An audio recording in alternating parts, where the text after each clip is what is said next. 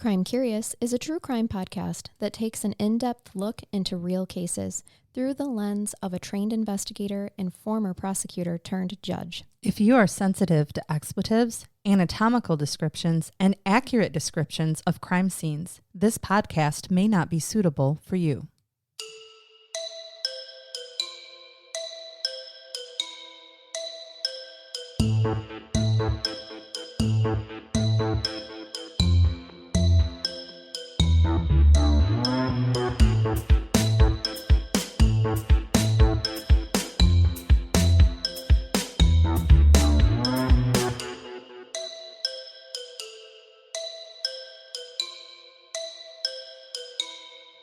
Welcome to Crime Curious. I'm Charnell. And I'm Megan. And Megan, let's shake our gree-gree real quick. I got it. I've got the raccoon bones. I have the kangaroo sack. Okay, and that's out of the way. And we have a special interview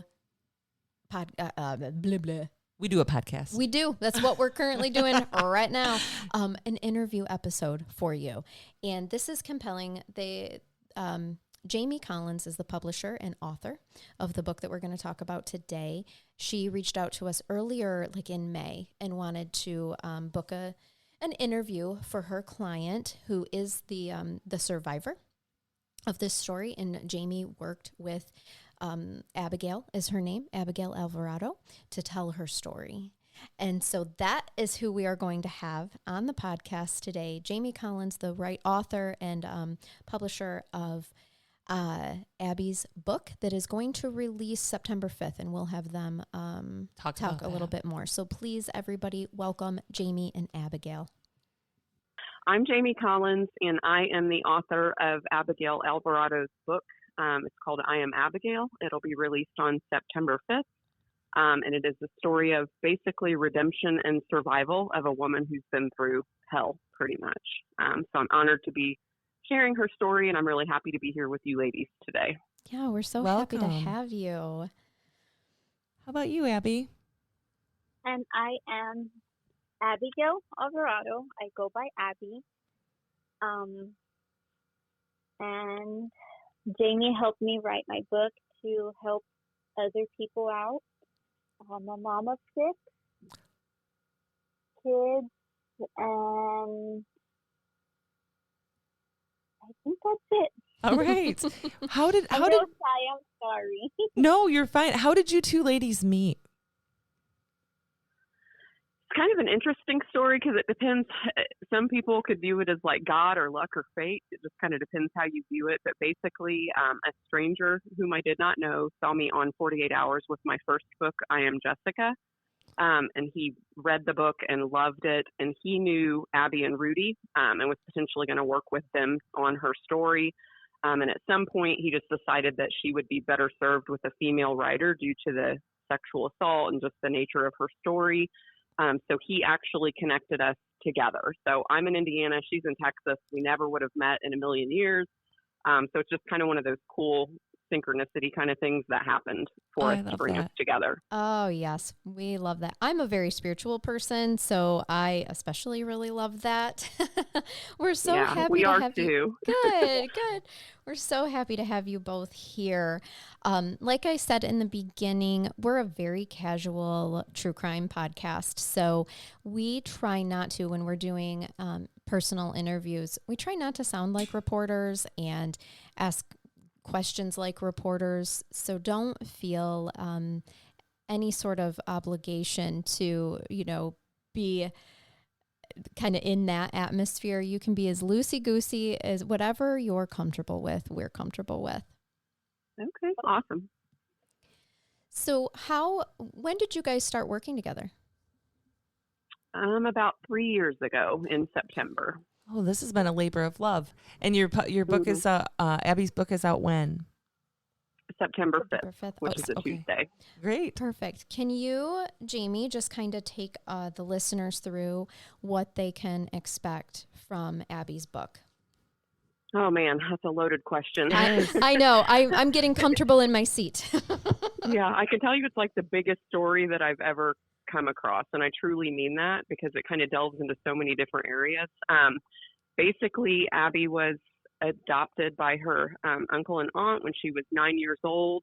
She had been removed from her biological mom's home as well as her older sister and younger brother due to neglect, and their uncle ended up adopting him. And he was a sergeant in the Army, and then the aunt was a child care worker. So Abby moves to Hawaii where they're stationed and thinks like, oh my gosh, this is going to be a great life. Like we're in Hawaii. It's so cool, because she had always lived in Texas. And it was cool for a while. Saw a lot of cool things, seemed to be a good family dynamic and everything. Excited to have, a beautifully decorated bedroom and hot cooked meals, and everything was great until it wasn't. And she was at home alone with her uncle who adopted her one day, and he basically started to inappropriately massage her, just kind of her lower leg at first, and then went up higher. And she attempted to tell her aunt that this had happened, and she basically shut Abby down and was like, I don't want to hear anything about this. Your uncle, like, he wouldn't do that. And so basically that began at the age of 9, and then escalates and keeps happening just repeatedly because no one's there to help her. And by the time Abby turns 13, she is raped by him for the first time. So obviously her first sexual experience of any kind, and a very traumatic, violent one.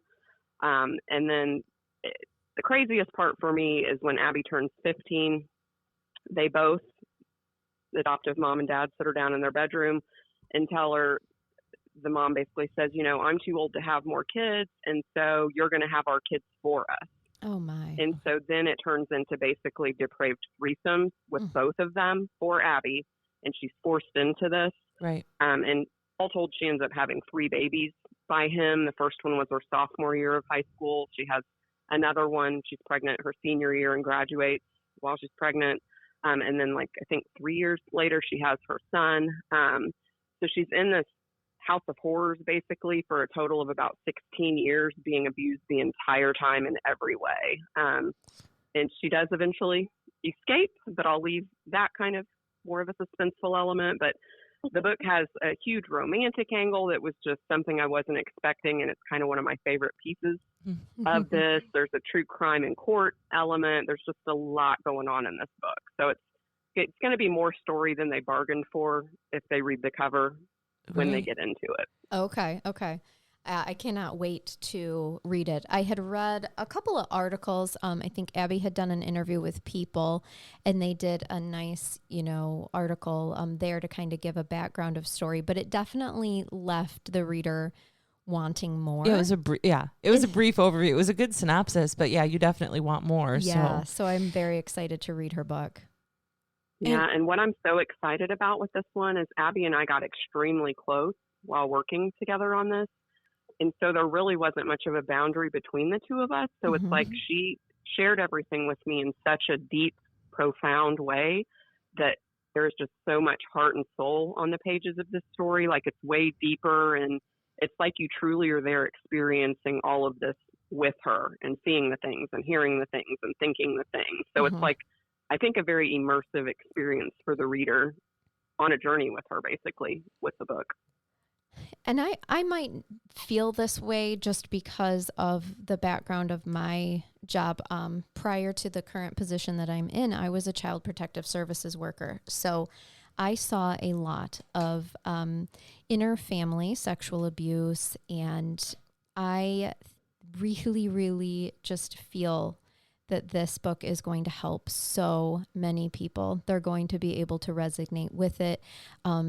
Older generations, when I say that, I mean, 40s, mid 30s and 40s, 50s and above.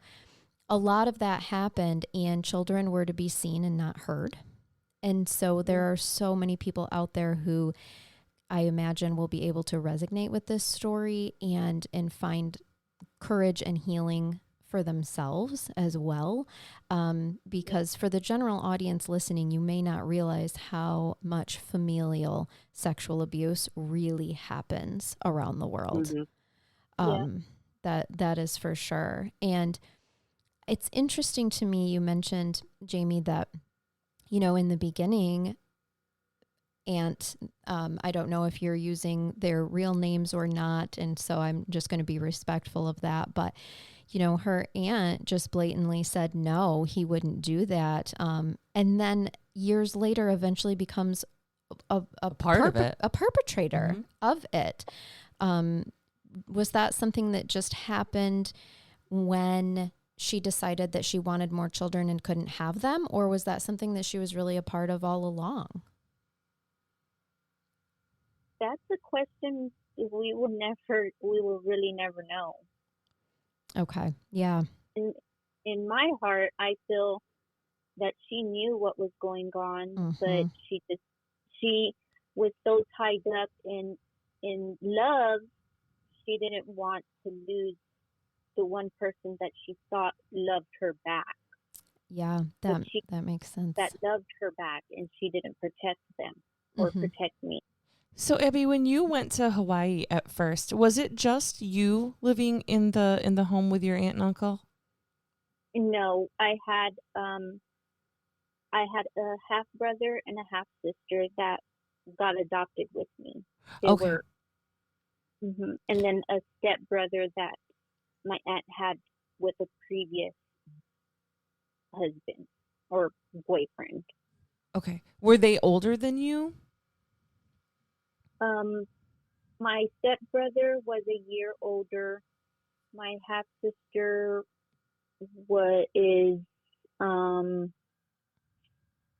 I think she's a year older. Can't even do the math right now. And my half brother is younger than me. Do you believe that you're the only child that was targeted by his, I'm going to call it grooming behavior, because when it first started off, that's kind of what it was. When you were about 13, I think. 9. I'm sorry, when you were 9. Yes. I believe I was the only one groomed into this. Okay. Yeah, and it's interesting because I honestly, knowing what I know now, think he was obsessed with her. There's a story in the book where she has a flashback where one of the first memories she has of him is at age 5 or 6, and it's her and her mom and her siblings and then her aunt and uncle, and they're at a hotel swimming pool outside kind of thing. And brother and sister went with the mom back to the hotel room because they were tired, and she stayed in the pool with the two of them. And the uncle's with her and playing with her in the water or whatever, and he looks at her and is like, "You're so beautiful.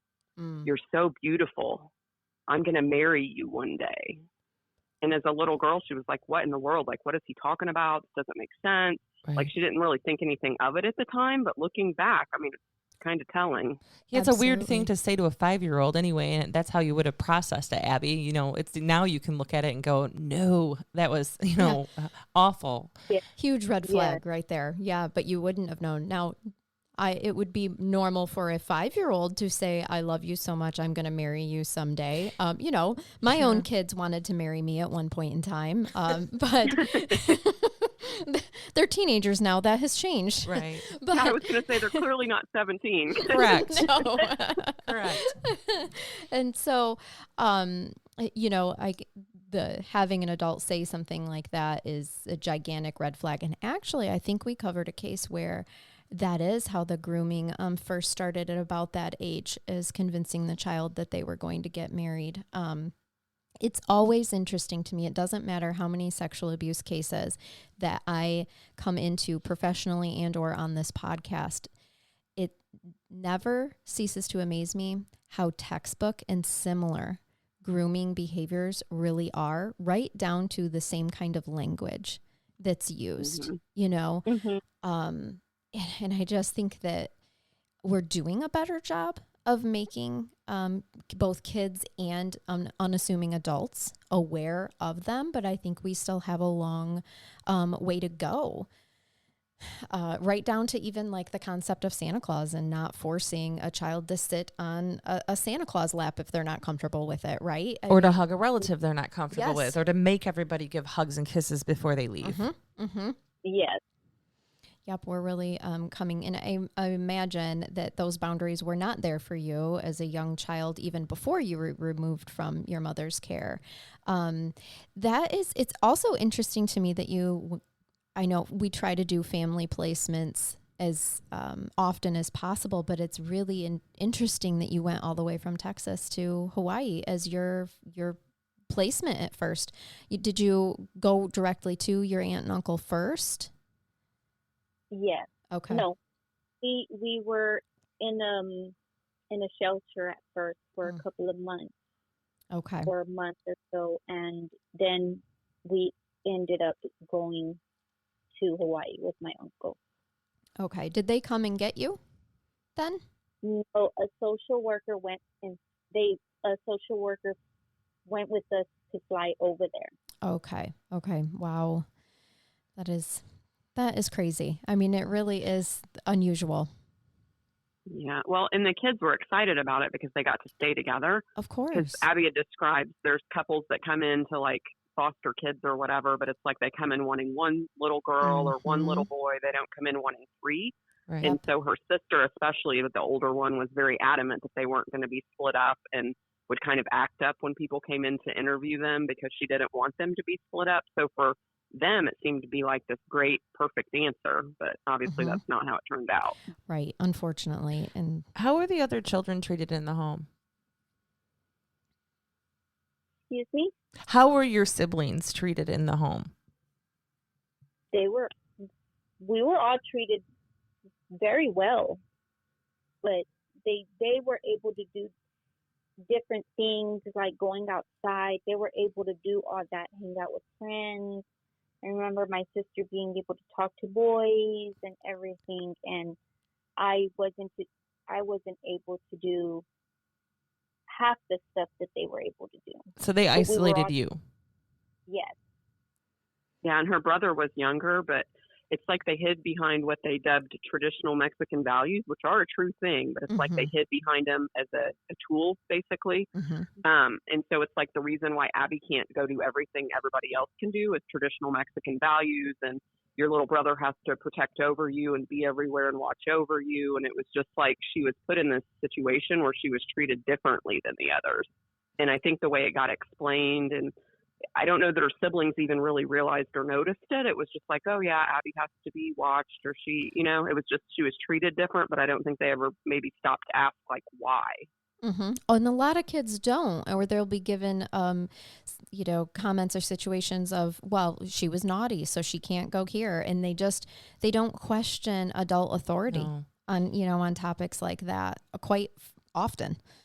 Yeah, well, and it gets worse as she gets older, like a teenager, because then it's like as she starts getting pregnant, yes, they have all these cover stories where it's like she's just out sleeping with all these random guys and getting random pregnant. I was gonna she's only ask. slept with him, Right. And it's like that part's just despicable to me. That in her own mind and heart, she's having to like live with all these lies that aren't true, and it's really abuse. And it's just I can't imagine. Like it broke my heart to be with her, like in her head, processing all of this. Yeah, like, were there ever any investigations when she became pregnant from the assault at age 15? No. But they were good liars, and they had cover stories and told her exactly what to say. So no. Okay. What did you have to say? I mean, that is you. Are you the strongest woman alive, Abby? I mean, my goodness, girl. I think so. Yeah. I think so. Personally, I don't think so. I survived to keep my kids alive, or not alive, but alive because they were threatened. Their lives were threatened. I survived to keep them alive and keep them from getting hurt the same way I did. Okay. But I had to tell them while I was going to school, tell people at the school that I slept with some random guy at school or from another school, or just some guy I met at the park or something. It was a one night thing, and that's what I had to tell with all three of my kids. Okay. I think everybody, that made me feel like if I was a slut or a hoe, and I wasn't proud of it, but it was something I had to say. Right, because you couldn't tell the truth. What kind of... Yeah, and it was a lot better than the truth. I mean, it's just a terrible situation for her to be in. I mean, she's like a sophomore in high school carrying his baby, having to make up lies that aren't true, that make her look bad. I mean, I feel terrible about it. Absolutely. Well, and truly, the lies, like you said, would have been way better than the actual, truth. Was there, I just could imagine in a human psyche how you could almost,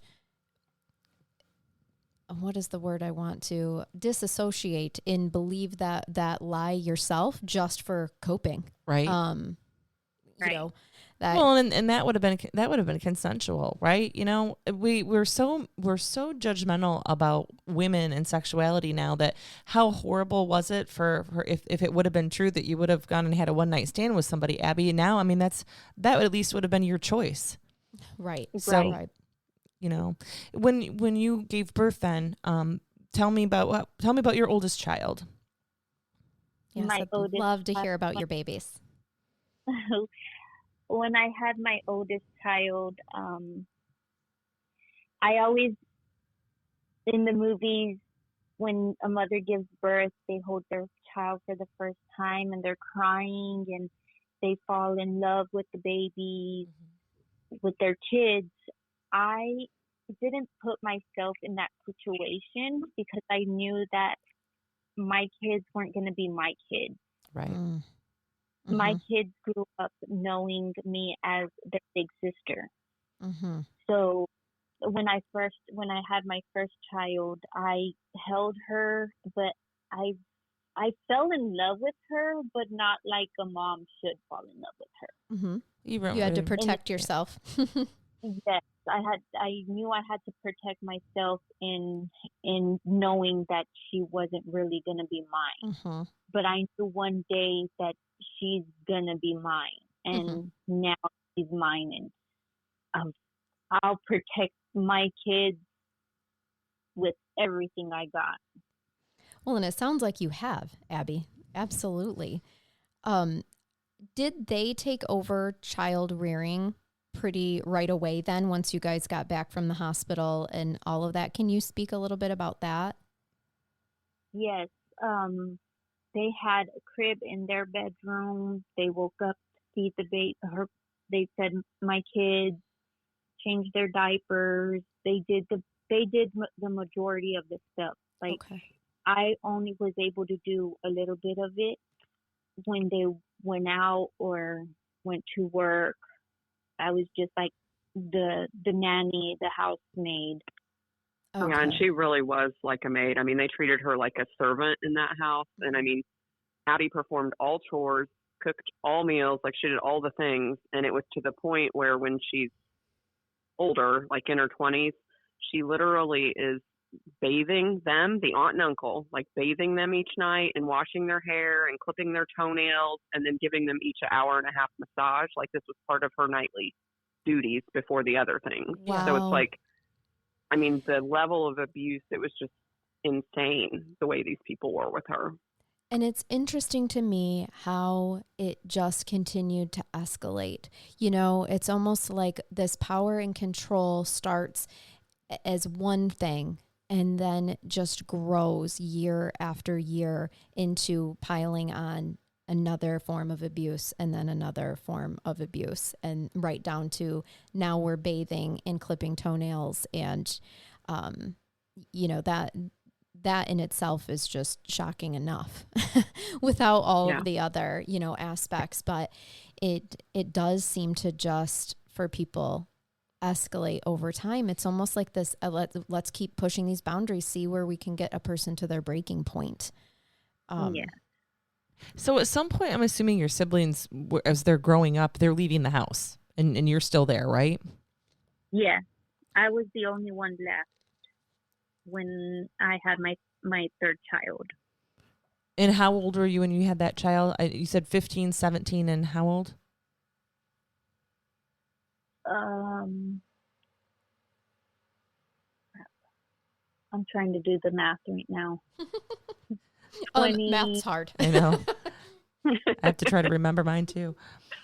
You hired the wrong person for that kind of help, Abby. Right. We always say we are a judge and a social worker for a reason. There is right. no minimal math involved. No one has me do their taxes. I want to say 20 something. Okay. In I your will look. I'll flip through the book. That's okay. We'll assume early 20s then. So at this point, you have 3 kids. You're in your early 20s. You aren't allowed any outside employment or anything, Abby. You are just completely their employee, basically. Yes, completely isolated, just there in the house. Did you have any friends at all? No, I wasn't allowed to have no friends at all. So I was just cope to cope. Okay. And so you had no one to talk to? No. My next question, did your siblings think that these babies were from your random one night stands with other men? I want to say yes, but in my head, I'm not sure. Yeah. I want to say that they believed that I was having one night stands. Only because I don't want to know if they knew what was going on, because that would break me. Sure. Well, I just wondered if they were ever questioning why they were taking care of your babies. If that had ever, really come up or occurred to them.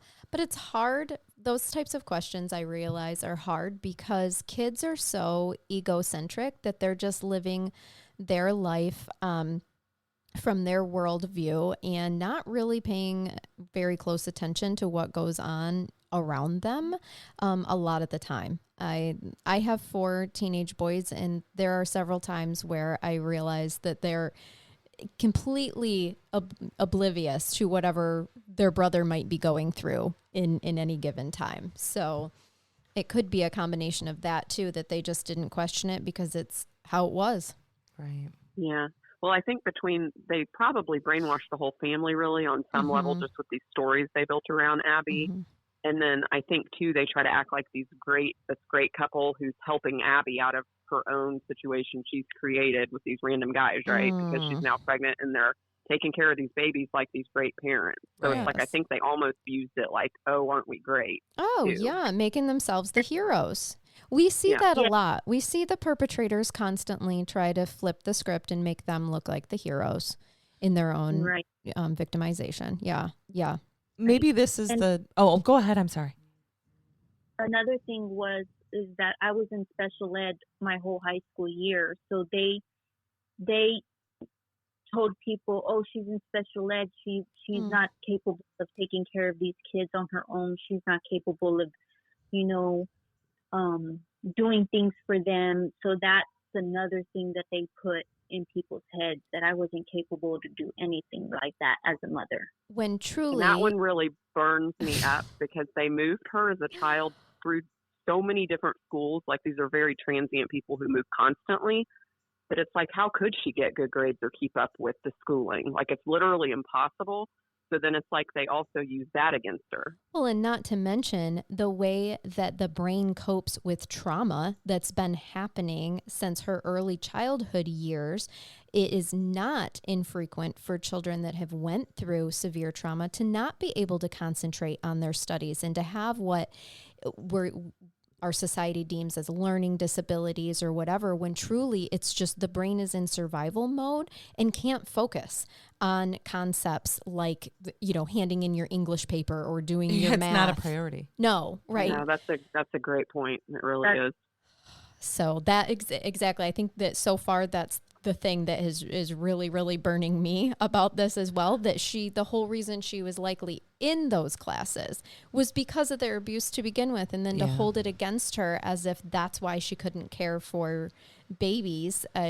Oh my gosh. Yeah. Well, then I'm telling you, there's there's like 5 CPS visits, but towards the end of it. Okay. So basically they start. Yeah. That was what I was going to ask. Like how?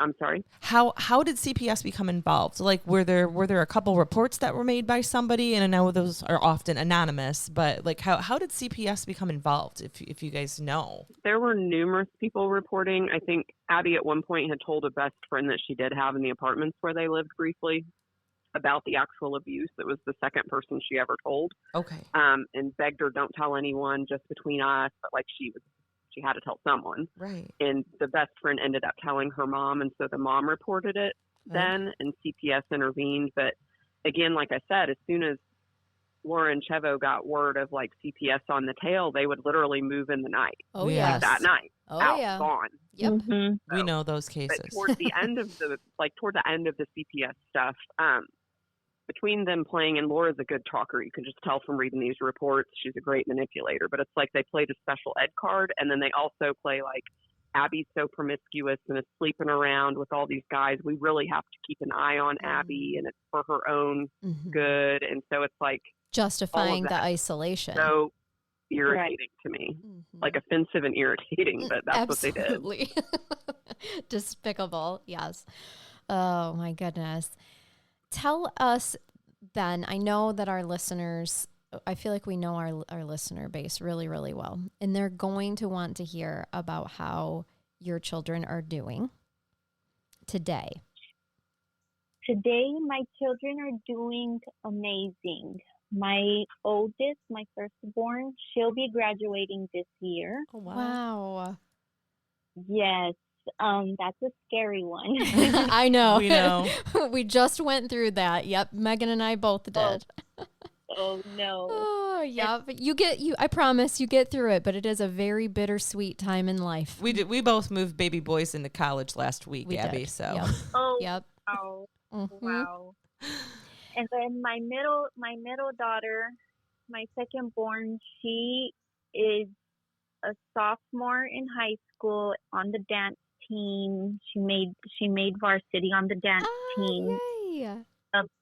She is fantastic. Her light lights up when she's in her uniform, and she's always practicing. She's just a light in everybody's eyes, and they're all a light in everybody's eyes. And then my third child, he is in 7th grade in middle school. He's joined a band, so he's like playing the drums, and he's in marching band, and he's always practicing his instruments because he has like 2 different instruments. They're doing amazing. Good. I'm so glad to hear that. And I don't know if you guys can answer the question, because I know that this is in the book and it's the big cliffhanger, but can you tell us anything about like the time frame when you were able to leave, or when you were saved, or I'm not sure if you guys can or want to talk about that. But I am wondering like how old you were, how old the kids were. I was I was Or age math. Yep, there we see. Look what I keep doing.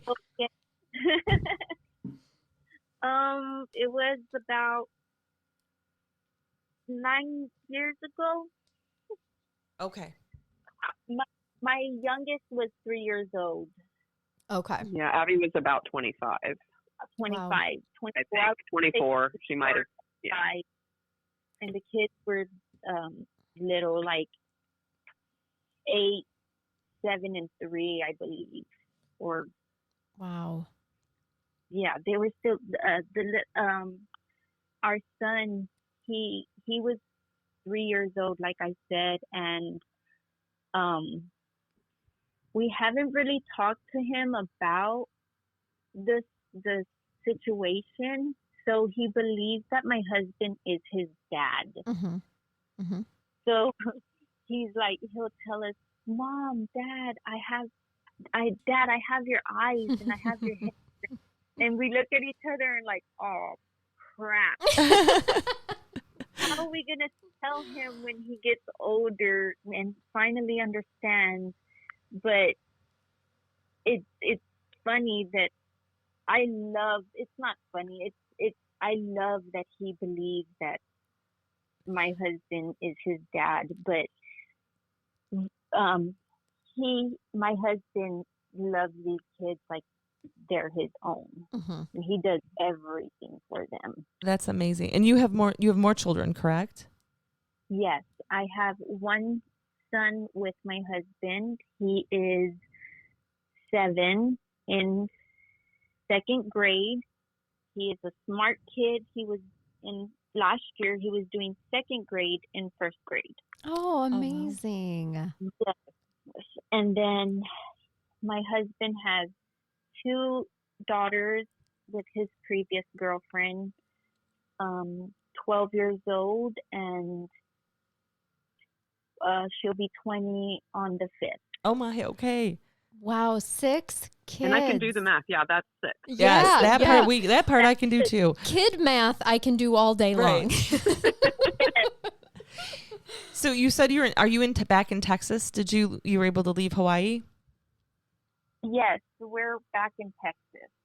And did you and have they family left? Oh, sorry, go ahead. You're fine. They had moved from Hawaii to Texas. So she's lived and been abused most of her life in Texas. They would just flee to various cities. So she's been in like Houston, San Antonio, Mission, Laredo. So CPS failed to follow her basically through the state of Texas. Mm-hmm. I know in the state of Michigan, even, in recent years, it can be very difficult to county by county to be able to get them to pick up a case that, we may or may not have thought they might have fled to that county. It gets so sticky. And I mean, I think that it's something that they're, at least in the state of Michigan, working on and collaborating more with county to county. But when you're operating on, I think they may have went here, Right. It makes things that much more complicated for sure. And moving across states complicates it anymore with interstate compact and just the things that you have to do to even be able to get an investigation in. And it's a tragedy because, as you know firsthand, Abby, it makes it worse. As soon as CPS comes, you're off and it's not like things get better while they're on the run. No. And it upsets me that it took me so long to escape, and I believe that the state of Texas failed me. We should have a better system. Mm-hmm. If a child's name has been in the system more than 3 times, a red flag should go up, and you should, find the child, or there should be a better system going on out there, because there's multiple children getting hurt and abused, and no one's helping. And that's why nobody speaks out, because there's no one to help them. And parents just flee, or parents lie up their butts. And it's very sad. It's very sad for the children. Mm-hmm. You hit the nail on the head with that one. Exactly. And in Abby's case, like in one of the reports, I mean, sexual abuse was suspected and alleged, and it was documented by CPS's RTB, reason to believe. So it's wow. They believed. They just never followed her. They substantiated. Yep. Was there, you mentioned court cases. So was there at some point in time that you were needing to testify at trial, or how did that work? Yeah. I did testify at trial, at both trials. So they were criminally charged? Sentencing hearings. They were sentencing hearings. Yeah. Okay. So that's what I was asking was, there were criminal charges then on your aunt and uncle? Yes, there was. Okay. And you mentioned sentencing, so they obviously were convicted or took a plea to something. Is that also true? Yes. Yeah, she pled, and then he was sentenced. I don't think he did not plead guilty. I don't recall. Did he have to have a trial then? No, I think he did plead guilty. She took what would be an Alford plea in a lot of jurisdictions. Mm-hmm. But he, I think, pled regular guilty and did not lose the right to appeal, where she could not appeal. Mm-hmm. Okay, right. On an Alford plea, that's very specific regarding it. And then has he appealed? Do you know? He's deceased. Okay. And he died on April Fool's Day, which we find very appropriate. There's, again, I sometimes shouldn't laugh, karma, right? Right. Yeah. You take the victories you can. Right, yeah, absolutely. So he died in prison, I'm assuming. Yes, he did. Okay. And is she still incarcerated? Yes, she is. All right. So was there any point that you had to go through when you were leaving the home, that you had to go through any type of what we call child protective service cases with the kids? Like were they attempting at any point in time to keep the children from you?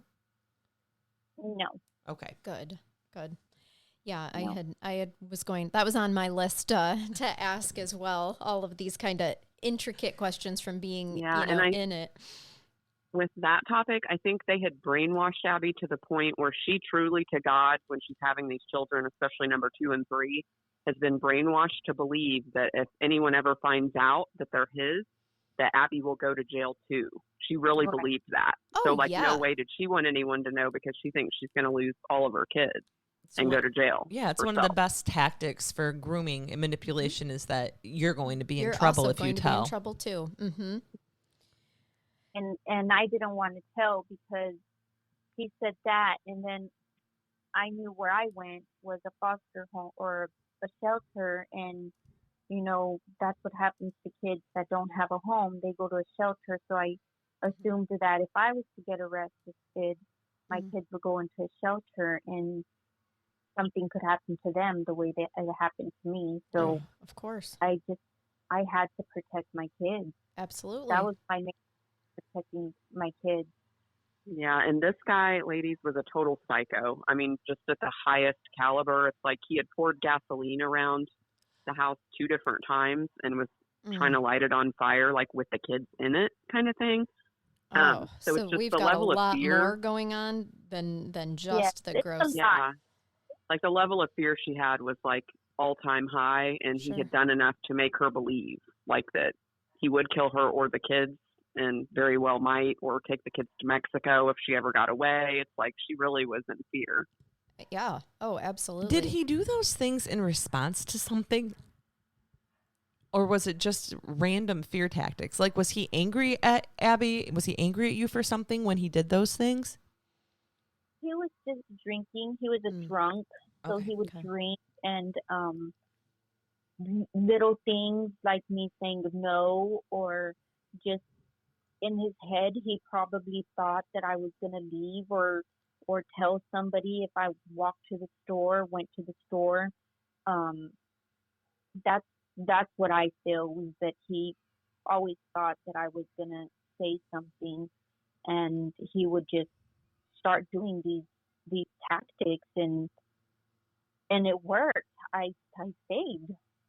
Oh, yeah, and like one of the later incidents of the gasoline pouring, she had been dating her now husband, but her boyfriend at the time, that she met at the chapel where they had set her oldest daughter up as the miracle girl and scamming the masses, pretending she can cure cancer and all of this. Yeah. But basically he found out at some point they both knew that Abby was seeing Rudy, and he was jealous of Rudy because she was his, right? And so the gasoline pouring is like, oh, you don't want to be with me, you want to be with him, and he's pouring the gas and crazy. Yeah, that makes sense. Tell me about the church then, if you can. How did you all become involved in this? My oldest was claimed to be a miracle child. She was claimed to talk to the Virgin Mary and lay hands on people's forehead and cure them from cancer or any illnesses that they have. And it grew and grew and grew so much that we ended up having a church, like a little chapel in our backyard. And hundreds of people would come, and my oldest would lay hands on them. And they would pass the basket for money, of course. Of course. Of course. I was just going to say, and this, ladies and gentlemen, shows you just how charismatic they are with their manipulation. So imagine being a small child growing up in this environment and not knowing any better, because it sounds like they had hundreds of people under their spell. Truly. Yeah. Abby, do you know how he devised this idea? Like, when did he start proclaiming, or did they start proclaiming that your oldest was this miracle child? When she was I mean, I'm not sure.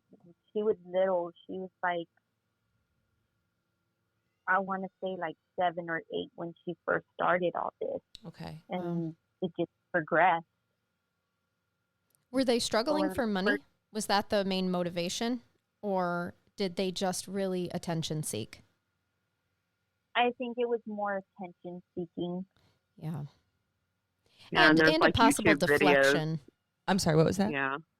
There's like YouTube videos online of Laura with her daughter, Abby's daughter, like talking about it and like doing news interviews, and like the Texas news was all over this story at one point with the Miracle Girl. Okay. So I think Oh. she loved being in the limelight. So it's like, here's these horrible abusers Okay. that are not only hiding, they're like trying to get the media attention and be front and center in front of the whole community of people. Isn't that crazy? Because it's hiding in Hiding plain in plain sight. sight. Yeah. Yeah. But sometimes I feel like they do that because then when allegations come against No one them, will no believe one it. will believe them. Yeah. Yeah. Oh, it's just so gross. It's know. just awful. And again, and still like so sometimes like amazing to me how similar perpetrators across the world can be. You know, it's Yep. just like, oh, So you Yeah, you and it- mentioned your husband, or I'm sorry, you mentioned Abby's husband. Did you guys all go to the same church together? I mean, were you at least allowed out of the house to go to church? No, we weren't allowed to do anything until I escaped. the church was in their backyard. Oh, that's where Yes, the chapel our was. church- Apple was in our backyard, so Okay. he only came, I believe, 3 times, and that was it. Wow. You know, it truly is. We talked about synchronicities at the beginning. What a synchronicity that this was actually how you were able to meet your husband. Mm-hmm.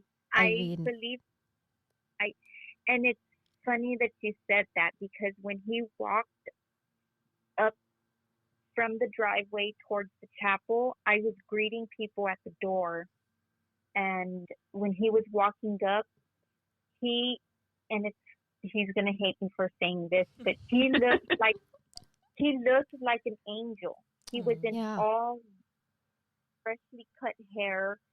He looked like an angel. So something in my head was like, Abby, this is the man that's going to help you out of your situation. You have to believe it. Just believe in it. And I was like, okay, head, I guess, if that's what you're telling me, you know. And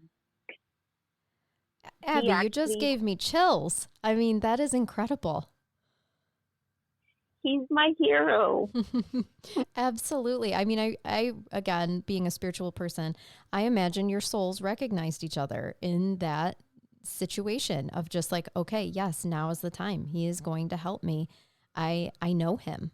And so what changes inside of you, Abby, to be able to overcome the fear? I mean, this is so much fear, not only the fear of him harming you, but also the fear for your children's lives and what might happen, and that you might go to jail. I mean, how does that shift inside of you happen?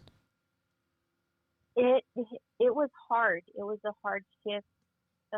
Me and my husband were for months going back and forth about, because I hadn't told him.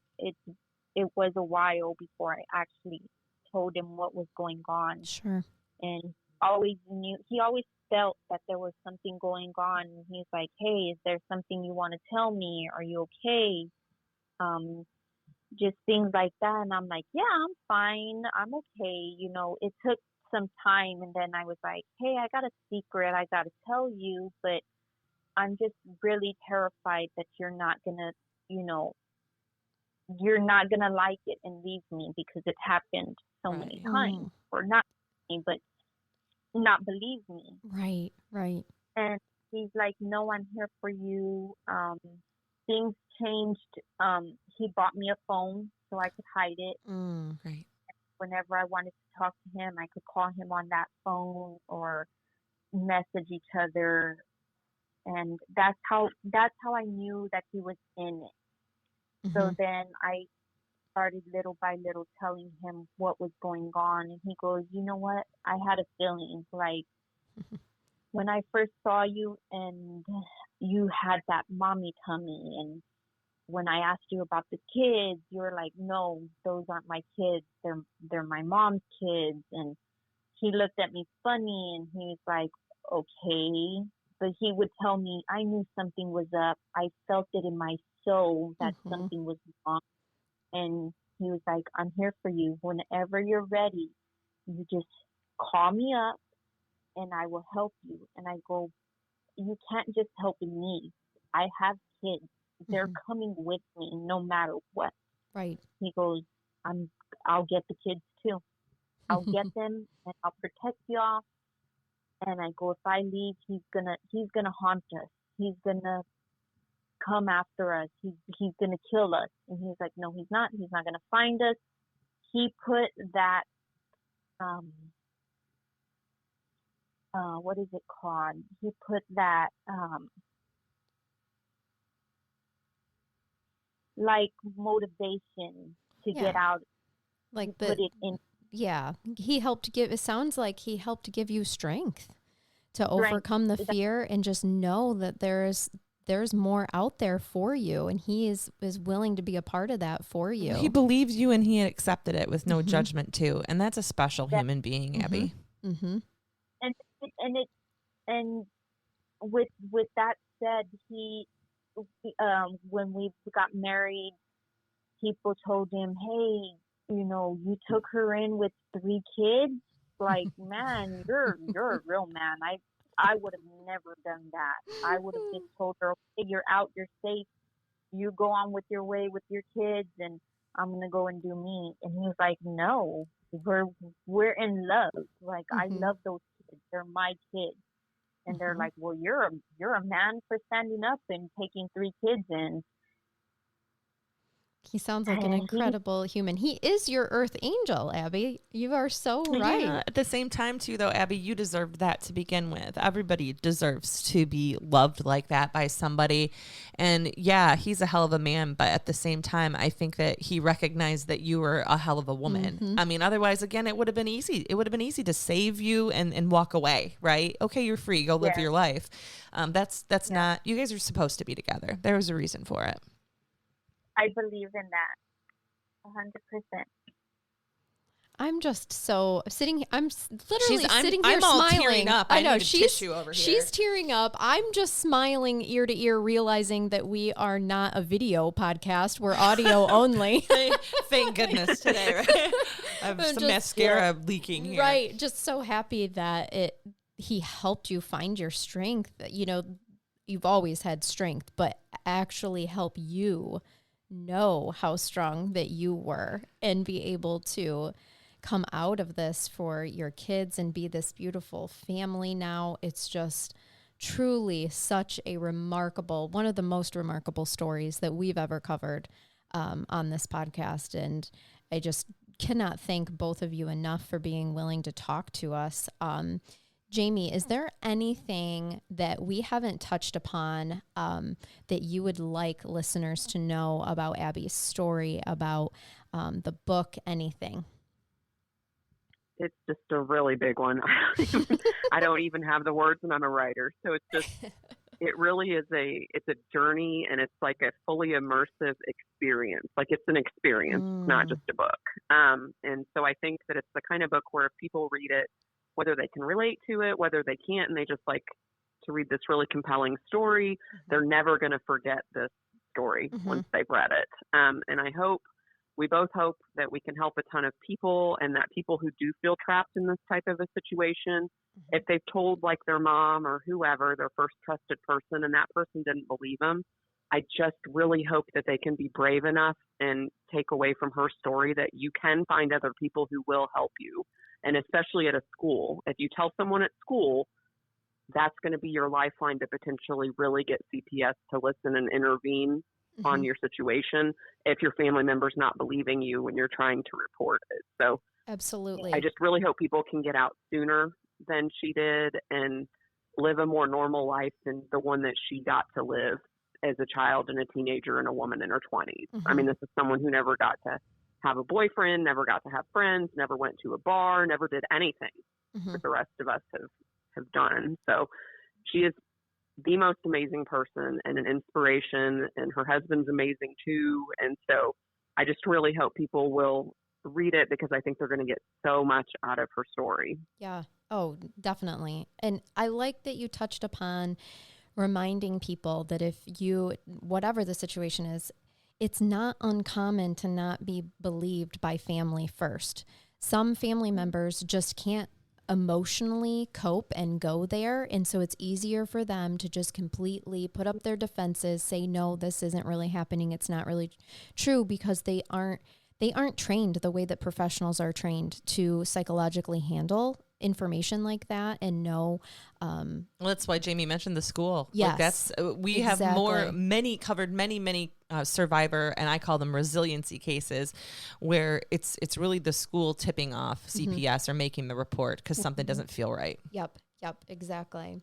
So I'm really glad that you. And beyond that, I mean, it's them being brave enough to outcry when CPS comes to visit too. So it's like tell one person at school who really will believe you if no one else is, and then be brave enough to admit to the CPS worker what is actually happening to you. Yeah. Because if you don't, you're just going to go back to your abusers that night. But if you're brave enough to just one-time outcry, and if the abuse is bad enough, they're going to get you help. Yep.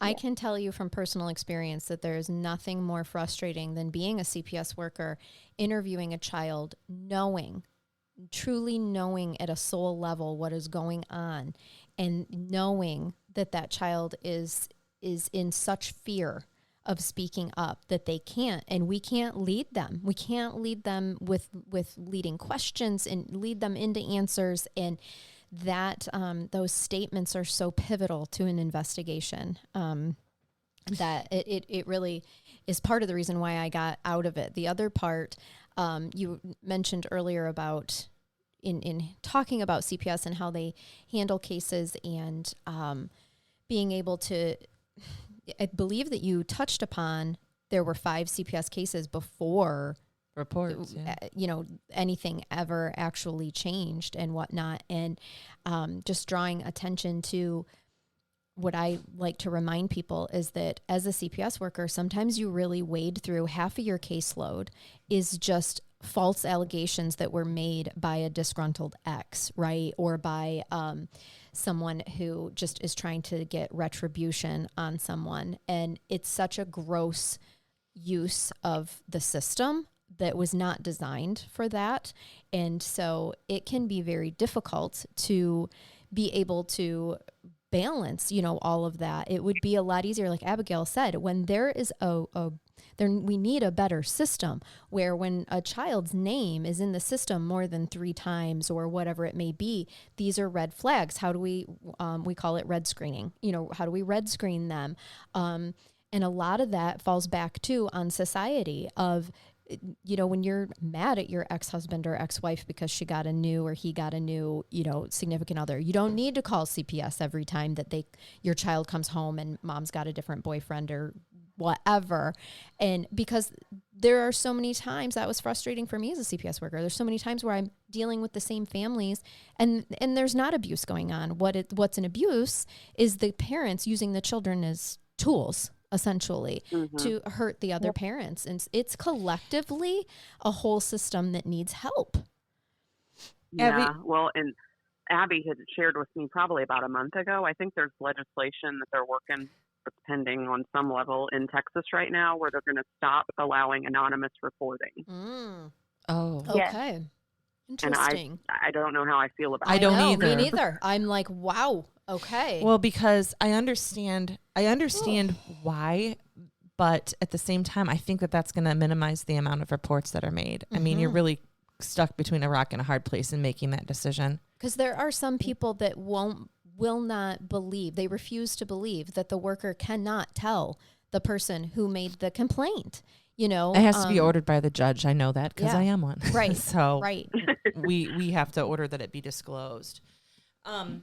Abby, you mentioned that you did testify at sentencing. So I assume you mean that you gave a statement to the judge, to the court about how they should be sentenced? Not about or just about what happened to you? It's about what happened to me. The prosecutors got up and asked me questions. Okay. On the stand. How was your experience with that, with the prosecution and with the court system at that sentencing phase? That was a scary, hard time, but I had my husband by my side the whole time. We sat at every trial or every time Hearing. we had to go to court. I was there every time. I didn't let them get in my way from actually seeing them getting sentenced or getting the punishment. I wanted to see the judge. I wanted to see myself getting my justice that I needed. So I was there, and I did do an impact statement on both of them. Good. And I did the impact statement in front of my uncle, and but that was a hard one because he went in with salt and pepper hair, and a month later, I think, or maybe a month later, weeks later, went to sit down in court, and I turned to my husband and I asked, "Hey, when are the prisoners coming in?" And he's like, "What do you mean? They did come in." I go, "Well, I don't see, my uncle." And he's like, "Babe, he's sitting right there." Oh, And wow. he points to him, and he totally, all white hair, did not look the same way. It shocked me. I started crying because, he looked horrible. And I wasn't crying because he looked horrible. I was crying because he was getting what he deserved. Mm-hmm. Yeah, and he looked like an ordinary man, because even for me, when you go to Google and look at the pictures, you can see what she's talking about. It's like before, he's this scary monster and you can just see it in the picture. And in court, he's just like this old, feeble, long, white-haired man that's like normal. He's just a normal man to her for the first time. Good. You took the fight right out of him, Abby. Yeah. Yes, I did. And I believe he got what he deserved. Absolutely. And it was the best judge. You guys, the judge was freaking amazing. I like hearing I cry that. every time I read the court part, I cry literally every time. But he was amazing, like poetically good. Yeah. Those are the good judges. Those are my benchmates that I'm proud of, because we can be disappointing. We can. I mean, you sit and you listen to victims, and I think that it's easy to separate your emotions from situations like that. And we've talked before about how I think the judges that have the most compassion and that aren't afraid to show emotion and even their own humanity when they're giving a judgment and making a decision like that are the best ones. Mm-hmm. So him being poetic and really just, making an appropriate statement, and that was what you had, who you had as a judge, Abby. There was a reason Karma gave you that particular judge as well. I believe so. And he said he was speaking for the community, that a symbolic sentencing was in order. Oh, that's amazing. I remember him when he was sentencing, he was like, "This is the worst I've ever seen one person get abused. More than 1,000 times in 16 years, the worst I've ever seen, and this is the punishment you're going to get." And he sentenced them, and court was over. He went to the back and came through the front where citizens come in, and he looks at me, and I look at him, and he goes, "Hi, Abigail, I'm the judge." And I was like, whoa. You look so different without your black coat. But yes, we do. Yes. We look like humans. Yep, you're damn right he was the judge. And I was like, "Hi." And he's like, gave me a hug. Oh. He said, "You're the bravest woman I've ever met. Like, I'm sorry that you went through that and no one paid attention and actually helped." And he's like, "I hope I gave them what they deserved." And I was like, "You gave them everything they deserved. And I'm happy that you sentenced them the way you did, because they deserve it." He wanted to make sure, though, that you felt like he had given them justice. It was important for him to have that conversation with you, Abby. I really think so, for his own soul to know that you're okay with what he had done too.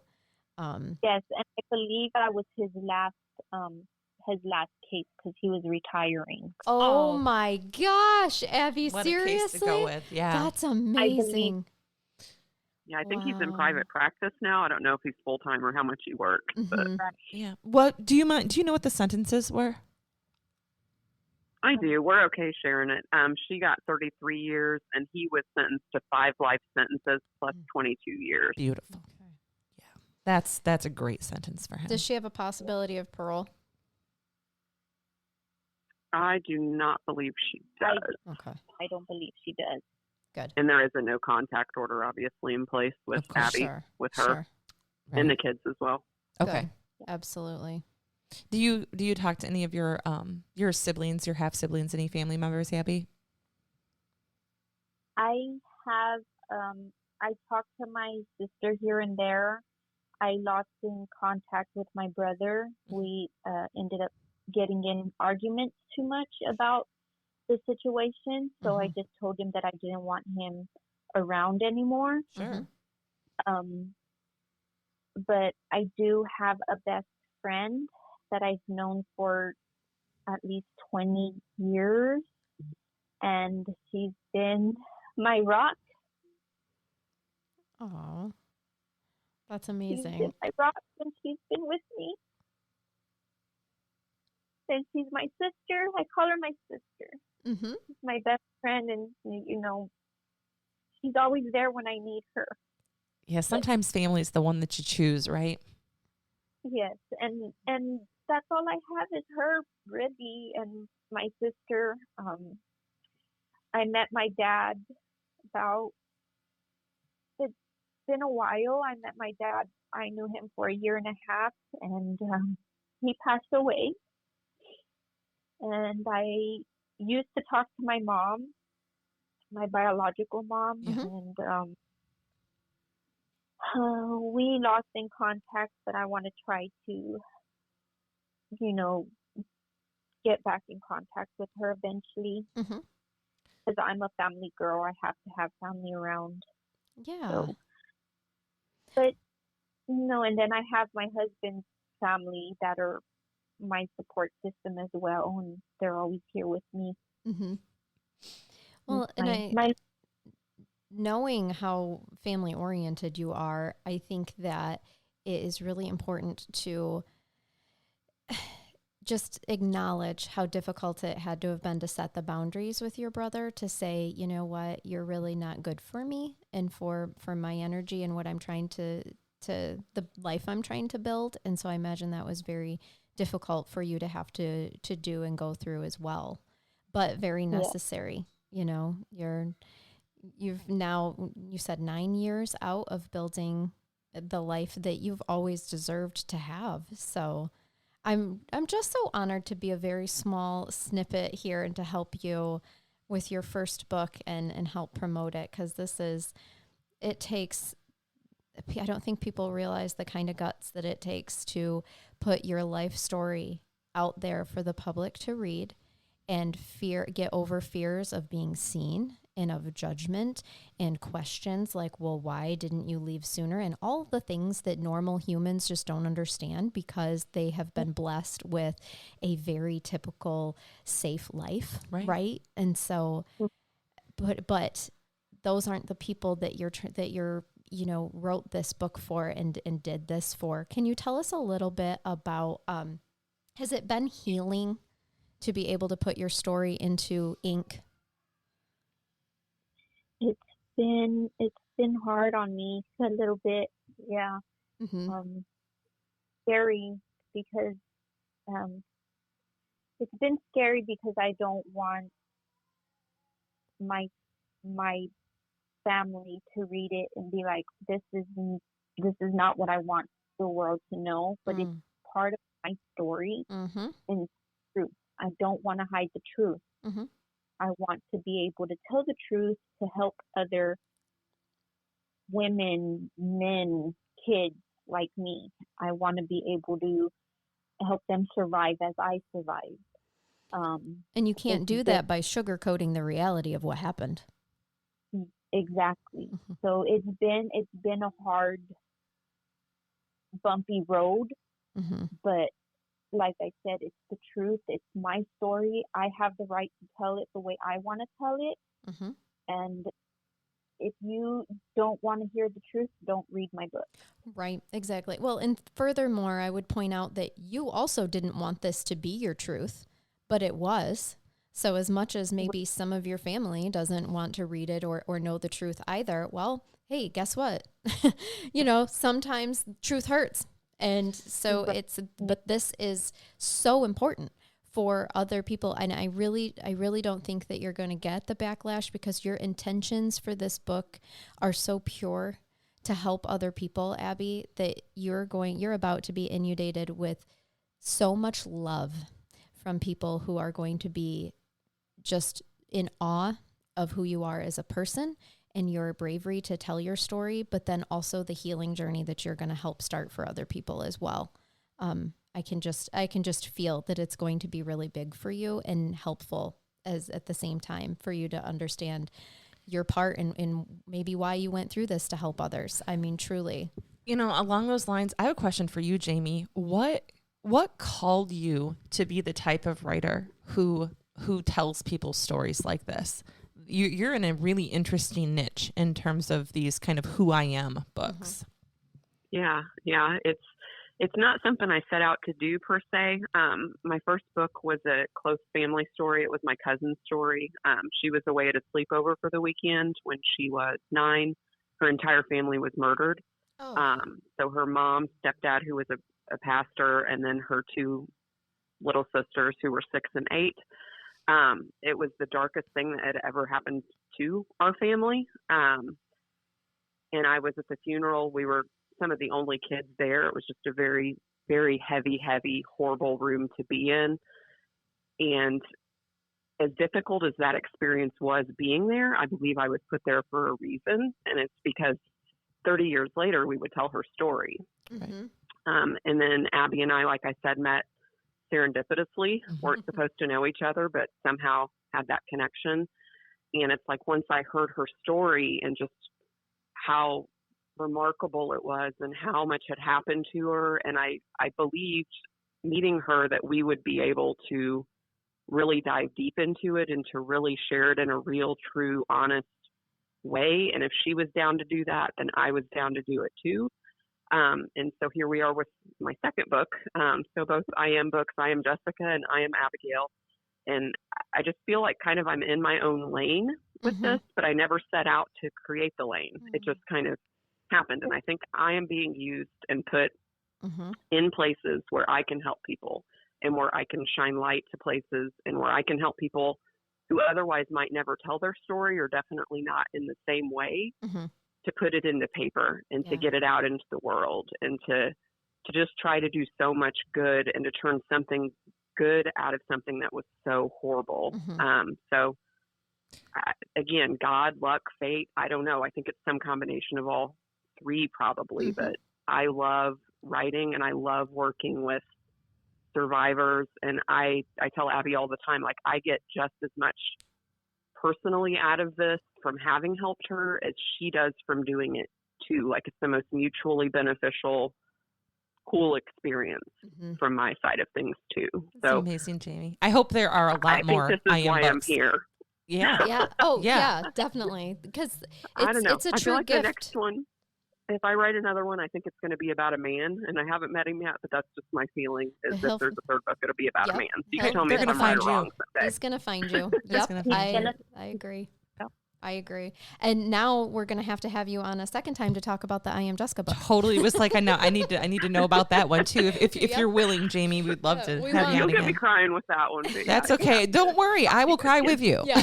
Megan has spent the last 10 minutes crying silently over here. They So. just tears leak sometimes. Like I said, some people Aw. don't think that judges are allowed to have emotions, but I've worked in this neglect and abuse and with victims and survivors my entire career, and so I've made a natural move now to being a judge. And I'll tell you that as nice as it is to not have to sit through and listen to everybody's stories all day long, that's what I liked That's what I was good at, prosecuting those cases. I was a prosecutor for a lot of years. So do you guys have parting words? Anything for our listeners that you'd like them to know? Abby?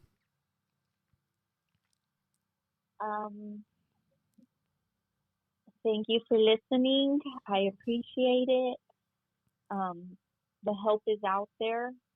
Speak out is that's my main thing to tell anybody listening. Anything's going on with you, speak out. Somebody is bound to hear you. Mm-hmm.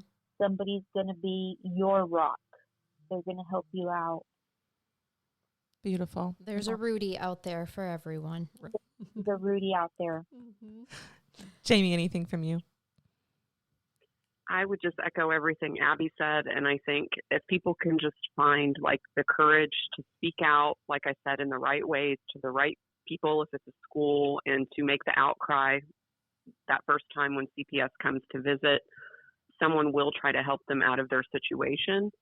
And I admire Abby and all survivors who are willing to step forward and share their stories, because it's just, especially when we're talking about sexual assault, it's such a deeply personal thing. I mean, for us to sit and talk about our sex life right now on this podcast would be terrifying, right? But here's Abby basically doing exactly that about an abusive situation. Absolutely. So I hope this brings so much light to so many people, and that this is the good out of what she's been through. This is, Abby once told me, like, I think, everything happens for a reason. And I think this is what she's doing with what's happened to her.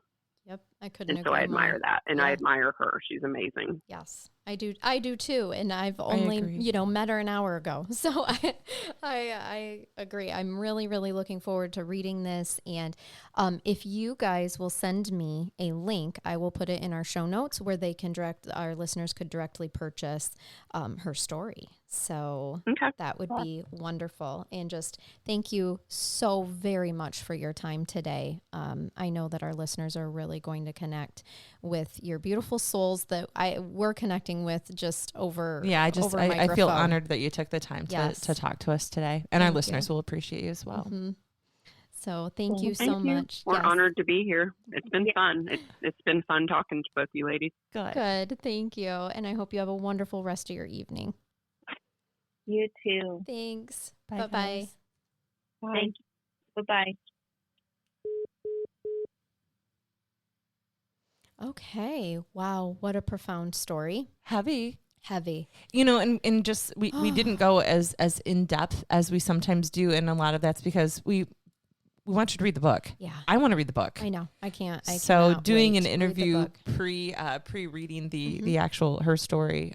So that's a different twist for us. We've never really done it in this kind of way before. But I like it. I like the intrigue. I mean, we obviously know the skeleton of it, right? Yeah. We've got the outline of the story, but I am really excited to hear Jamie's beautiful talent for bringing the story to life. Absolutely. Because just the way that she's spoken, I feel like you can tell that she can write. Would we like to do a brain bath? Southlake PD always has some interesting ones, right? Yes, they do. Have you seen the one from back in March about the makeup muggers?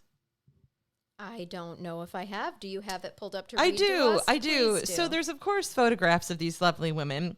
And it says, help us identify these makeup muggers. On Saturday, February 25th, these two thieves entered our Kohl's at 3001 East Highway 114. That's right. You already knew by the pictures, but it's time for Kohl's cams. Jazz hands. That'll set the tone of this post right here. The dastardly duo went straight to the Sephora part of the store, stood side by side, and went absolutely gaga over the Born This Way foundations. They each grabbed fistful after fistful of them and shoved them into a fake Louis Vuitton bag. The PIO asked crime analyst Diana Smith if she was sure that the Louis was a fake, and crime analyst Diana Smith responded, "Oh, honey, these are the Southlake police interactions you just can't make up." Both thieves looked super shady as they concealed the concealers, taking turns as lookout and ganker. All in all, they covered up 46 different Too Faced branded foundations, valued at $1,970. Yeah, Too Faced makeup is expensive. Which puts them at a Class A misdemeanor, Oh. and that's nothing to blush at. Allegedly. Allegedly. The first bad girl looked to be in her early 30s, but if you see her now with all that foundation on, she could look considerably younger. She wore an unzipped gray jacket with a black shirt under it, light colored pants, and black sandals. The second thief looked later 30s. Again, might look different as makeup is a deceptive time machine. Wore a black zipped up jacket, black pants, and also had medium length dark hair. Her black jacket was a Donkey Kong New York DKNY brand. So she's poor Donna Karen. So she's probably pumped like we are for the new upcoming Mario movie. After passing all of the registers without paying, they got into a light-colored passenger van, maybe blue, and skedaddled. No, we didn't get the license plate. Maybe they're born with it. Maybe they're petty thieves. If you recognize either one of these shoplifters, please contact crime analyst Diana Smith. As always, you can contact us through our social channels. Get to work, gumshoes. I just love them. I love their writer. I hope that he makes it big someday doing other writing things because he or she are clearly very talented. There was one posted just the other day that I actually thought was brilliant for the podcast, but the pictures were really where it was at, so I shared it to our Patreon. I saw it group and loved it. She looked gorgeous. You needed the pictures. I mean, you did in order to understand the whole post, but just basically what it was this beautiful woman dressed in her best Catwoman outfit with a lovely black like beachgoer hat. But she was what did they say on the post? Dressed for oh gosh, I'm ruining it. Anyway, but they were saying like she was dressed to steal, you know, but they were much more quippy with their words. And she was a thief. She was stealing stuff, but she looked so gorgeous doing it. So, you never know. Never. I mean, heels, everything. Black cat suit. It's like the little old couple from Dirty Dancing at Kellerman's that were stealing all the jewelry. You know, true. Sometimes it's the people you least suspect. The ones that are dressed to the nines that look like they can afford it, and they are just looking for that attention. The thrill. Yes. The thrill of stealing $2,000 worth of foundation. Yes. So listen, makeup is hard. It is expensive, and you know society's pressure for women to look so perfect these days. I blame society. Listen, when I go in to my local Walgreens and look at my oil of Olay that I want to put on because it's got my glycolic acid and stuff for my wrinkles, and that bitch is up to $60 a jar. I know. No, I'm not going to justify that they stole it, but I'm just saying. Right. The average woman's going to have wrinkles. You're going to be able to tell who's got a better paycheck just by their forehead. Just by their face. Just by their forehead. Yep. Oh, you got that expensive makeup. Okay. Got yourself a sugar daddy. When it's cheaper to get Botox than buy face cream, this is when we have a problem. That's true. That's a good point. I can go around the corner in the back alley and get a couple shots in my forehead. But nobody is selling concealer on the black market. On the black market. Yep. That's funny. All right, guys. Well, we hope you enjoyed the story. Yes. We certainly did. Oh, yes. And until next time. Yep. Keep it curious. Keep listening. Bye-bye. Bye-bye.